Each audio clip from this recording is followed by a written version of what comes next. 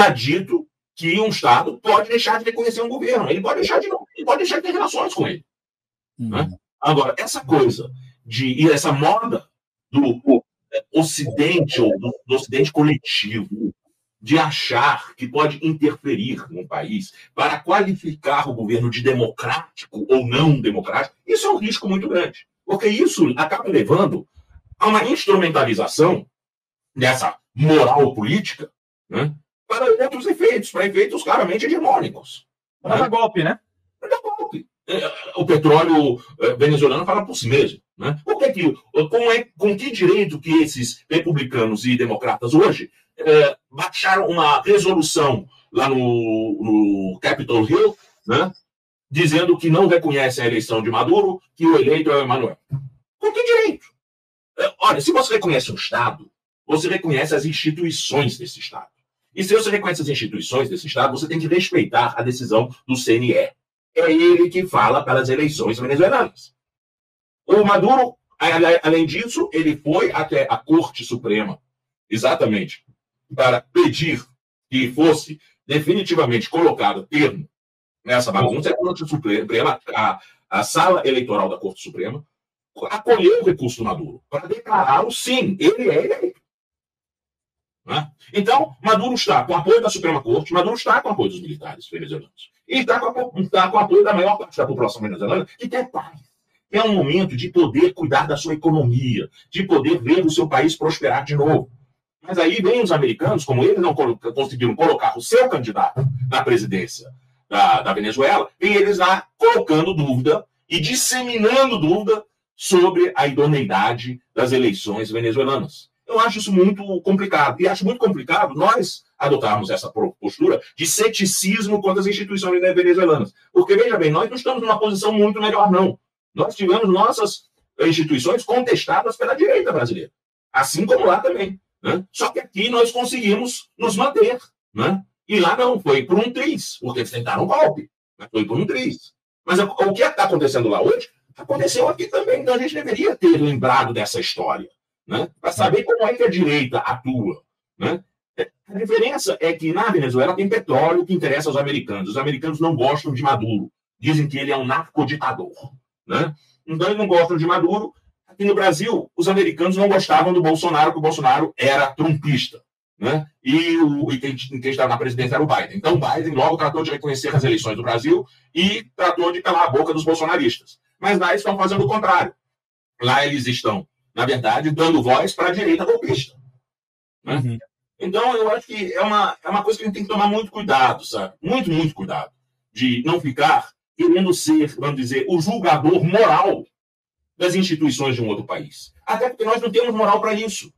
Nós também fomos questionados. Nós vencemos, nós conseguimos, graças ao Supremo Tribunal Federal e ao Tribunal Superior Eleitoral, a gente conseguiu fazer valer o resultado das eleições. Mas foi por pouco. Se os Estados Unidos não gostassem do Lula e se colocassem do lado do Bolsonaro, fosse, por exemplo, Trump, presidente da República, nós teríamos uma encrenca de mundialmente todo mundo colocado em dúvida a lisura do sistema eletrônico brasileiro. E nós íamos gostar disso? Acho que não. Então eu acho que aqui a Venezuela é um país vizinho do Brasil. O Brasil precisa de boas relações com a Venezuela. Tá? E o Brasil tem uma função de liderança continental. Tá? E o Brasil precisa, nesse momento, garantir que o resultado das eleições venezuelanas sejam respeitados, como nós exigimos que fossem respeitados o resultado aqui no Brasil. Tá? Aragão, o posicionamento do Lula foi muito ruim na sua avaliação? O posicionamento do Lula foi ruim na sua avaliação? Não, eu não acho que o posicionamento do Lula foi ruim. O Lula mostrou apenas o seguinte: queremos cautela. Né? Então, acusando, então vamos lá, vamos ver onde é que estão as atas. As atas estão lá, mas veja bem, as atas precisam ser transportadas fisicamente, as atas escritas, elas têm que ser levadas ao CNE. Certamente há algumas mesas que são anti-chavistas, né, e as pessoas estão retendo as atas. Agora, demora no processo eleitoral não é nada demais. Ou nos Estados Unidos, demora às vezes semanas, até meses, para proclamar definitivamente um resultado. E votam pelo correio também, em alguns casos. Aqui no Brasil, nós temos um sistema que é muito rápido, muito eficiente, porque nós cultivamos ao longo dos anos uma confiança nesse sistema. Né? Então, ele é rápido. A Venezuela resolveu fazer um sistema que é auditável. Então é normal que os resultados lá demorem mais do que aqui. Né? Existe todo um problema de logística, de receber essas datas e conferir e tudo mais. Então não é uma questão de má vontade. Não é questão de má vontade. Agora, existe uma questão, sim, da oposição golpista de direita estar ali rufando os tambores, colocando o CNE sob suspeita, apesar de que no CNE tem representantes deles, tudo foi devidamente negociado com a oposição, né? A oposição, e tanto que os americanos, os Estados Unidos, antes das eleições, ainda disseram: quem ganhar vai levar. Quem ganhou não leva mais, não? Como é que é isso? Quer dizer, o governo americano disse com todas as letras e toda a ênfase: nós vamos respeitar os resultados das eleições da Venezuela. Quem ganhar, leva. E agora, de repente, não leva mais, porque não foi o candidato deles. É muito curioso isso, né? Não é muito curioso? Agora, que esteja demorando, faz parte. Agora, a gente não deve, por isso, colocar em dúvida a lisura e fazer um jogo daqueles que querem corroer as instituições estatais venezuelanas. Isso não faz sentido. Né? Isso nem é a melhor prática no direito internacional. Lembrando que as Nações Unidas proclamam a igualdade soberana dos Estados. A Venezuela é soberana, ela faz as suas eleições, não cabe a nós sermos os juízes das eleições venezuelanas. Não é isso? Assim como com toda essa franqueza também. Eu acredito sim que a população da Crimeia, em 2014, em 2015, votou sim por serem parte da Federação Russa. Né? Porque a maioria da população da Crimeia é russa e votou por isso. E mais, ganharam com isso. Porque as pensões passaram a ser pagas corretamente, porque a infraestrutura foi melhorada e muito. As cidades da Crimeia estão numa condição muito melhor do que estavam sob domínio ucraniano. É claro. Agora, colocaram em dúvida as eleições da Crimeia, por quê? Porque ninguém queria saber que a população da Crimeia queria estar com Putin.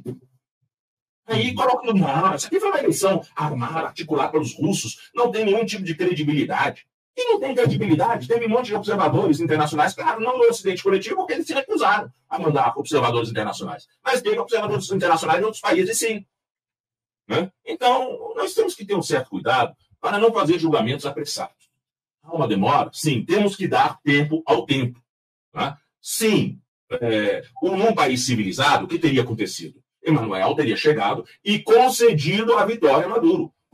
E com isso ninguém mais discutiria. O resto seria tudo formalidade, de montar as atas. Isso é que se esperava. Que os dois colaborassem para que realmente a Venezuela pudesse ter um período de paz e tranquilidade e de governança mais construtiva.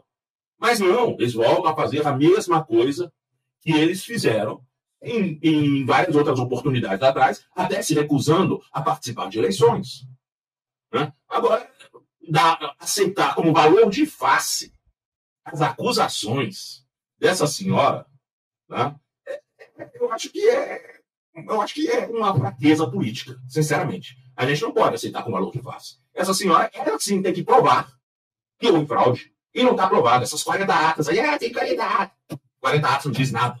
E as outras 60? As outras 60% das atas.